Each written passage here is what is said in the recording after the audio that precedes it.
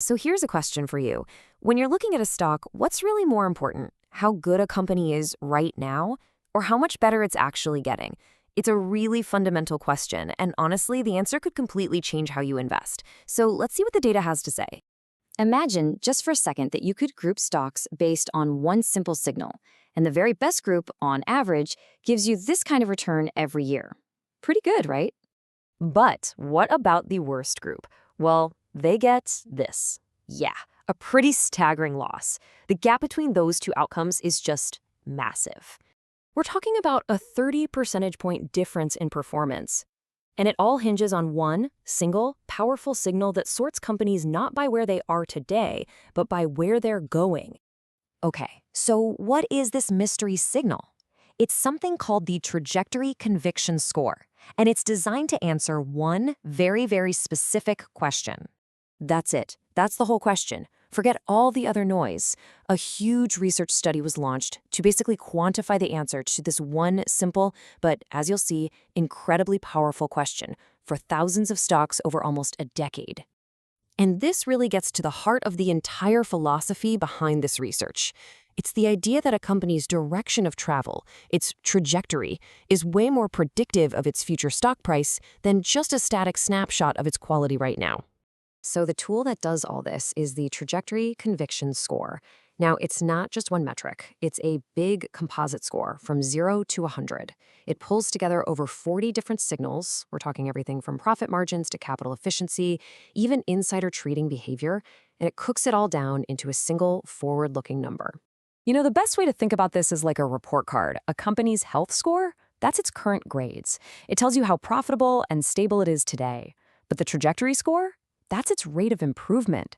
Is that A+ student getting lazy, or is the C- student suddenly acing every single test? That's the momentum the trajectory score is designed to capture.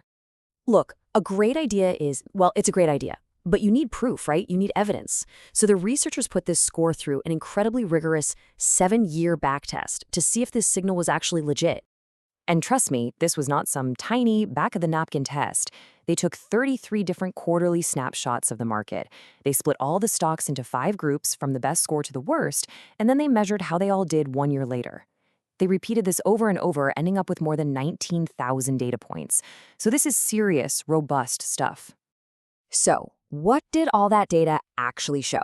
Well, the findings were fascinating. They were really consistent and honestly, in some ways, completely counterintuitive. Let's dig in. Okay, here it is, the main event. The relationship is just crystal clear. Stocks with the lowest trajectory scores, that's quintile 1 down at the bottom, they had a median return of negative 15.46%. Ouch. Meanwhile, the stocks with the highest scores in quintile 5, they returned a positive 14.71%.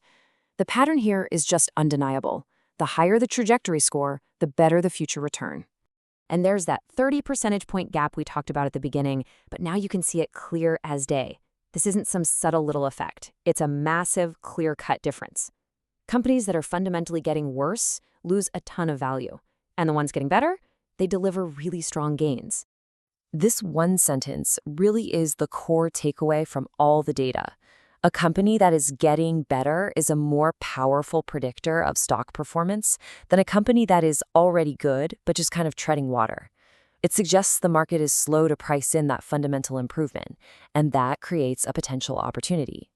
But wait, it gets even more interesting when they slice the data in a different way. Here, they compared companies based on both their trajectory and their current health. So you've got your stars, high quality and improving, and your value traps, low quality and getting worse. No real surprises there, but just look at that top line. This right here is the biggest shocker of the entire study. The hidden gems, these are companies with just okay, mediocre health, but a super high trajectory score, they actually delivered better returns than the stars. Just think about that for a second. The market seems to be so focused on existing quality that it completely underprices the power of improvement. Finding that C student who's on their way to getting straight A's is actually more profitable than investing in the A student who's just maintaining their grades.